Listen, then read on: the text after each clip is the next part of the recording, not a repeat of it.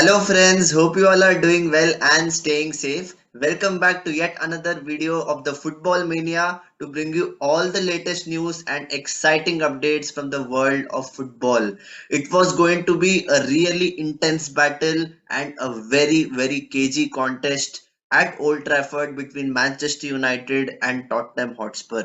This is a Tottenham Hotspur team which is playing some really ugly football, and coming into this match, Antonio Conte's men were really confident. They were looking to perform against one of the big six opponents. And on the other hand, Manchester United under Erik Ten Hag were coming off a very disappointing stalemate against Newcastle United a few days back. And what could we expect from this match? Well, we would expect fireworks because always when Manchester United plays Tottenham Hotspur, especially at Old Trafford, it is going to be a mauling. And that is exactly what we saw yesterday night. It was a clinical, vintage performance by the Red Devils to overcome Tottenham Hotspur by a scoreline of 2 goals to nil.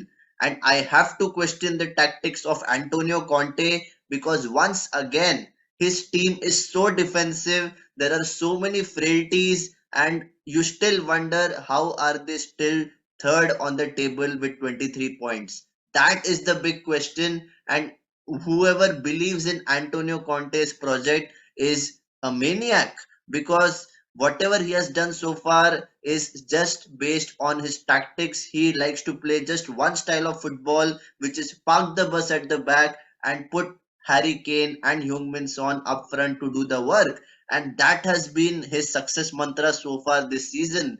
And I'm sure anyone would agree with me that with such a style of play, you cannot win the league title. You have to change your approach. You have to play some brave football, and you have to, be ready to take that additional risk in order to win football matches. And at the moment, whatever it is, Antonio Conte is, still the manager of Tottenham Hotspur, but he will not take them to the league title, especially with this kind of playing style.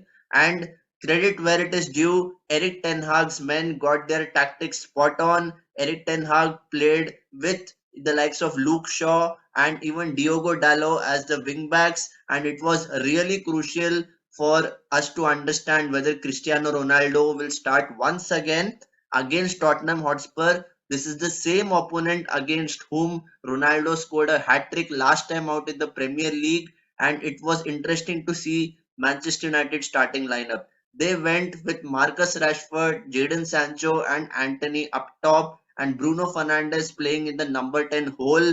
And it was really interesting that Erik Ten Hag put Casemiro in the starting lineup along with Fred, and McTominay for a change was put on the bench, and it was really clinical.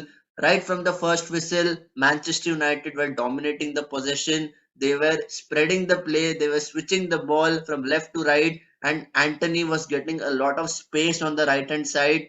That is something where Tottenham were not able to deal with his trickery. They were not able to deal with the intensity of Manchester United, who were pressing higher up the pitch. Especially, Bruno Fernandes is a player who we all have questioned in the past because he sometimes does not take the onus upon himself being the talisman of this team. And especially when Ronaldo is not playing, you would expect Bruno Fernandes to step up his game.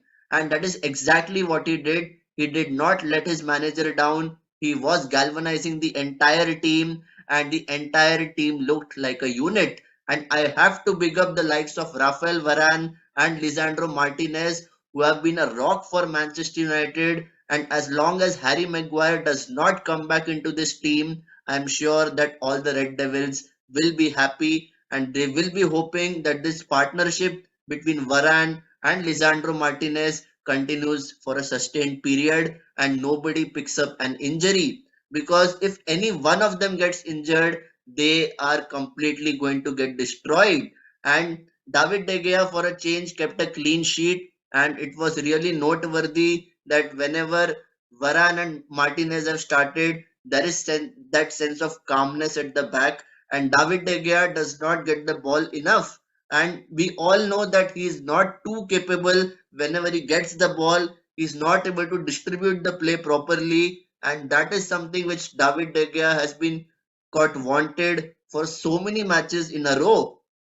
And if you talk about this match in particular, he was really, really crucial. Whenever Manchester United were trying to build up from the back, they were involving De Gea. He was sometimes passing short, he was sometimes going long. And I feel that the presence of Casemiro in the middle of the pitch was one of the most crucial aspects for Manchester United's win, because he just gives that calmness, he gives that assurance, and he is that leader in the middle of the pitch. And because of him, Bruno Fernandes was getting that freedom to express himself. He was able to go into more advanced positions, and he was able to create chances for Manchester United. And they could have scored at least a couple of goals in the first half. However, it was a stalemate. Going into the second half, I expected a reaction from Tottenham. Well, yes, Richarlison is injured, even Kulusevski is injured, but still you expect this team to, play a different style of football, especially after they lost to Arsenal. I thought that it was a very big blow. They were lucky to get a draw at Stamford Bridge with a 96-minute equalizer. And I have to say that, they have to play some risky football, because at times, whenever you watch Tottenham, it is so, so boring. You as a neutral fan would feel that I have not come to the stadium to watch this bullshit. And at the moment, I just don't understand how they're still in third position. Yes, they got what they deserved. It was a very clinical performance from Manchester United. The first goal came soon after the whistle kicked off in the second half. And, Fred, yes, it was a very good shot, but it was a deflection. Hugo Lloris had no chance. 1-0 to Manchester United. And after that, I am expecting United to once again, put the pressure on Tottenham and completely seal this game. In the past, Manchester United has not been able to kill off games. That has been their Achilles heel. But on this occasion, you would say that Manchester United were clinical, and Bruno Fernandes got a very, very good opportunity which he took with both hands. It was a very well cushioned curler on the top corner. Hugo Lloris had no chance. I think it was after 75 minutes, and by that time the game was buried. And Tottenham were just, chasing shadows. They were not able to keep possession. They were not able to switch the play, and there was no intensity. All the players' shoulders dropped, and I just felt that Antonio Conte was looking like a lost man. He could have brought on Lucas Moura even before the second goal was conceded, and at least that could have freshened up the attack. He could have dropped off, brought off Wes Bissouma, yes, who had an incredible game. But whenever you are playing with Højbjerg and Bentancur, I just don't understand why are you going with Bissouma. He is also a player who plays in a similar position as Højbjerg, and I feel that playing all the three in the midfield is not a good idea. He could have gone with Lucas Moura because he was fresh, he was training well for Tottenham, and I feel that sometimes you need to take that risk in such big matches in order to get, a justified result. And at the moment, Antonio Conte is somehow still the manager. I just don't understand why we get to see such ugly football and such negative football from this Tottenham Hotspur team. And anyway, I am an Arsenal fan. I would always want Tottenham to lose. And this is exactly what I've got this weekend. I just feel that, Manchester United were clinical on their day. And kudos to Erik Ten Hag and his men. So, guys, please let me know what are your thoughts about this Manchester United team, and what do you think are the chances of finishing in the top 4 this season. I would love to know your thoughts in the comment section, and if you like this video, please do not forget to hit the like button, and please do me a favor, please hit the subscribe button and hit the bell notification for regular updates, because as you all know, the FIFA World Cup in Qatar is approaching soon. And in the build up to that, we'll be having some exciting videos coming your way. So please stay tuned to the channel, hit the subscribe button now. And until next time, stay safe and take care.